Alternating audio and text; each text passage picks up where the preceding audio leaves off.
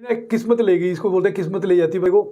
तो मैं यहाँ पे छोटे मोटे काम करता था, कभी ऑटो चलाता था, कभी पुराने कपड़े दिल्ली से ला के बेचता था। तो ऐसे ही कोई परमात्मा ने बंदा भेज दिया, वो कहता कि मेरे को एक कुक की ज़रूरत है वहाँ पे, तो क्या आप मेरे लिए मेरे रेस्टोरेंट में कुक बन जाओगे।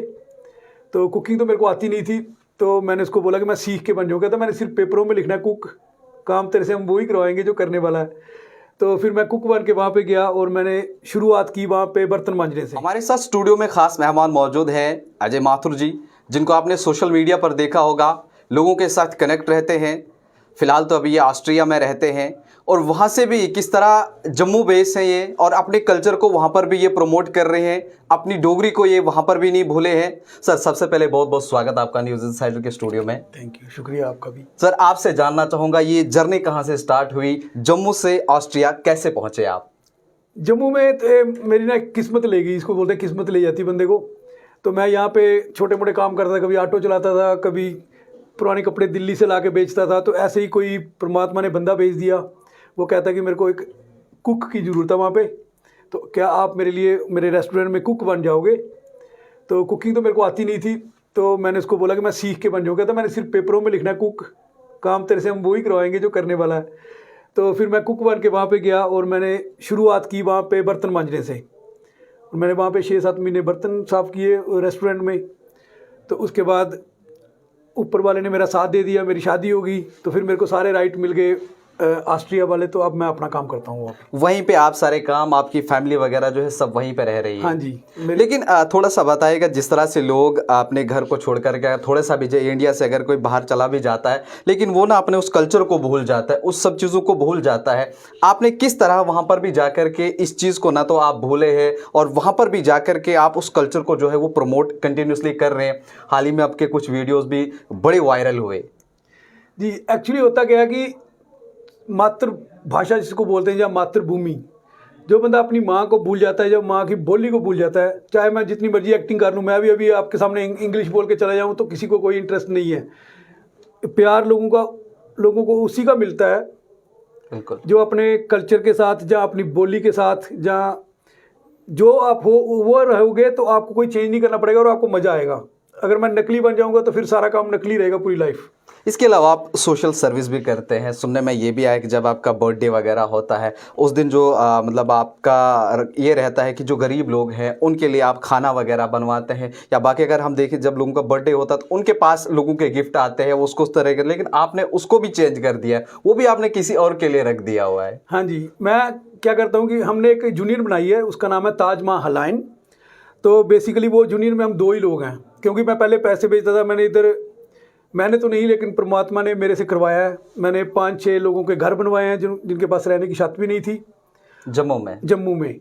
और मैंने एक government higher secondary school RS Pura में 2.5 लाख रुपया लगा के इंग्लिश टॉयलेट्स जो किसी भी स्कूल में नहीं है वो मैंने बनवाई थी। और मैंने कम से कम भी 15-20 बच्चों की हम हर साल की फ़ीस देते हैं और यूनिफॉर्म देते हैं, क्योंकि मेरे बच्चों की कोई फ़ीस नहीं है, यूनिफॉर्म नहीं है। मैं सोचता हूँ अगर मैं जम्मू में होता तो शायद मेरे को करनी पड़ती है। अब मेरा फ्री है तो मैं किसी बच्चे को जो मैं फ़ीस खुद देनी थी अपने बच्चों के लिए, मैं किसी और की दे दूँगा, तो मुझे बहुत खुशी मिलती है इससे। किस तरह का कल्चर वहाँ पे ऑस्ट्रिया में जहाँ आप रहते हैं वहाँ का कल्चर क्या है, और अगर हम इंडिया की बात करें तो क्या डिफरेंस दोनों के बीच में आपको लग रहा है? क्या लग रहा है कि आने वाले कल में हमारे इंडिया के जो लोग हैं, हम जो लोग हैं उस जगह जाने वाले हैं? साफ सफाई की अगर हम बात करें उसके हवाले से क्या कहना चाहेंगे आप? देखो जी, मैंने कम से कम भी 37 मुल्क देखे हैं दुनिया के। तो जो हमारा हिंदुस्तान है, जो इंडिया है, ऐसी कंट्री कहीं भी नहीं है। हमको प्रॉब्लम है सिर्फ पॉपुलेशन की और थोड़ी सी अनपढ़ता की। तो ये आस्ता था जो हमारी नवी जनरेशन है, ये आ रही है, बस ये तैयार होकर आ रही है। इनको पता है कि कैसे साफ़ रखना है, कैसे सिस्टम के साथ चलना है। तो मेरे ख्याल में बहुत जल्दी ठीक हो जाएगा। वहाँ पे क्या है कि वहाँ पे 100 साल पहले का कानून बना हुआ है कि हर बच्चा स्कूल जाएगा, उसने कम से कम भी 10वीं तक जाना है। अगर वो कहता है नहीं पढ़ना चाहता तो फिर गवर्नमेंट उसको कोई मिस्त्री बना देती है, कुछ भी बोल उसको कहीं ना कहीं कुछ ऐसा टेक्निकल काम उसको सिखा दिया जाता है जिसके चलते उसकी लाइफ चलती है। हाँ, तो फिर वो जब कोई पढ़ा लिखा होगा तो उसको पता लगेगा कि ये मैंने गंद फेंका है, ये गलत किया है। तो हमारे टाइम पे अनपढ़ता थी, अब नई जनरेशन है ये करेगी और हिंदुस्तान कोविड के टाइम की अगर हम बात करें तो उस टाइम आप लोगों के साथ बहुत कनेक्ट रहे, आ नहीं पाए आप वहाँ से यहाँ क्योंकि मुश्किल था एक जगह से दूसरी जगह उस समय जाना, वहाँ से लोगों के साथ आप कनेक्ट रहे, किस तरह लोगों को क्या मैसेजेस आपके पास आते थे, क्या प्रॉब्लम्स आते थे और किस तरह आप उनका सोल्यूशन निकालते थे फिर? हाँ, एक्चुअली ना मेरे को जब मैंने एक वीडियो बनाई उसमें बड़ा मैं वायरल हो गई, तो मेरे को लोगों ने बोला कि हमसे 10 लाख ले लो, 20 लाख ले लो, हमको बाहर ले चलो। तो मैंने कहा था कि भाई मैं आपसे 10-20 लाख रुपए लेके आपको जंगल में छोड़ दूंगा, आपको काम ही नहीं मिलेगा, क्योंकि जब तक आपके पास वर्क परमिशन नहीं होगी बाहर जाने का कोई फ़ायदा नहीं है। मैं आपको एक मैसेज देने लगा हूँ, वर्क परमिशन पे जाओ, चाहे कोई 2 लाख फालतू लगता है लगा लो, जहाँ स्टूडेंट वीज़ा पे जाओ, आपकी लाइफ बन जाएगी। क्योंकि अब इतनी दुनिया बाहर से आ गई है, वहाँ पे काम मिलना बड़ा मुश्किल हो गया है, तो इसलिए कोशिश करनी है। तो इसीलिए मैंने वो वीडियो बनाई थी कि भाई मेरे पास जो भी आएगा जम्मू का वेलकम है, दिल में भी और घर में भी जगह है, लेकिन मैं किसी भी इलीगल काम में नहीं करता हूँ और मैं किसी को 10 लाख रुपए लेके उधर नहीं छोड़ूंगा। बिल्कुल, कहीं ना कहीं अगर कोई अप्लाई करना चाहे, वहाँ जाना चाहे ईमानदारी के साथ। हाँ, और जैसे आपने शुरू में मेरे साथ कहा कि जब मैं गया था एज ए मैं कुक गया, जो आपके जो तब डॉक्यूमेंट्स बने उसमें कुक लिखा गया, उसके बाद आपकी ईमानदारी, आपकी मेहनत ने आज आपको उस मुकाम पे खड़ा कर दिया है जहां लोगों को आज चाहत रहती है आपसे मिलने की कि हम उनसे कब मिले, कब बात करें। तो इसके हवाले से क्या कहना चाहोगे, आज आप कहाँ पर हो, वो थोड़ा सा आप अपने दर्शकों को बताएं।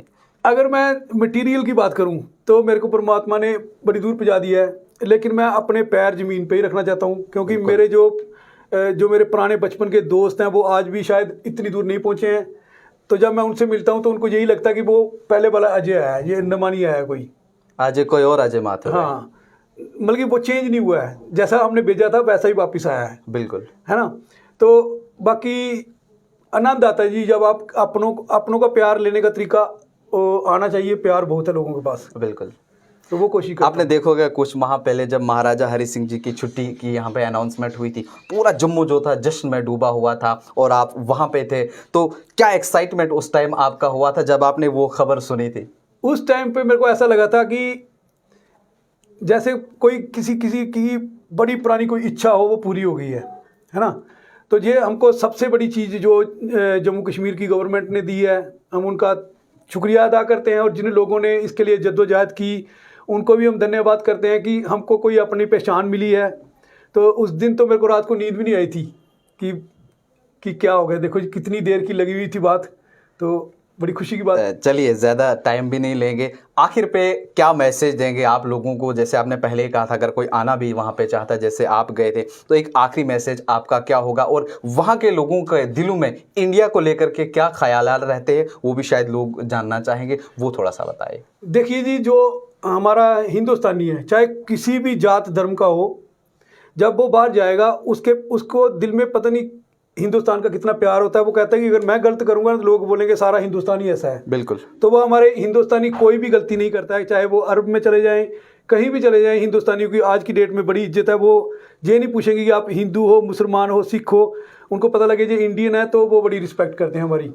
चलिए, बहुत बहुत शुक्रिया। हमारे साथ मौजूद थे अजय माथुर साहब, जो अभी ऑस्ट्रिया में रहते हैं, लेकिन सोशल मीडिया पे आप इनको बहुत प्यार देते हैं, वहाँ इनको आप देखते हैं। आज ये हमारे पास जम्मू में मौजूद थे, हमने इनसे बात की और आप लोगों तक भी इनकी सारी कहानी हमने सुनाई कि किस तरह ये वहाँ पहुँचे, वहाँ क्या कर रहे हैं और किस तरह वहाँ पर जा कर के भी ये अपने इस कल्चर को जो है वो प्रमोट कर रहे हैं, इस चीज़ को नहीं बोले हैं। बाकी आने वाले वक्त में क्या होगा, रूबरू ऐसे ऐसे लोगों से हम आपको ज़रूर करवाते रहेंगे। तब तक के लिए आप देखते रहिए न्यूज़ इनसाइडर।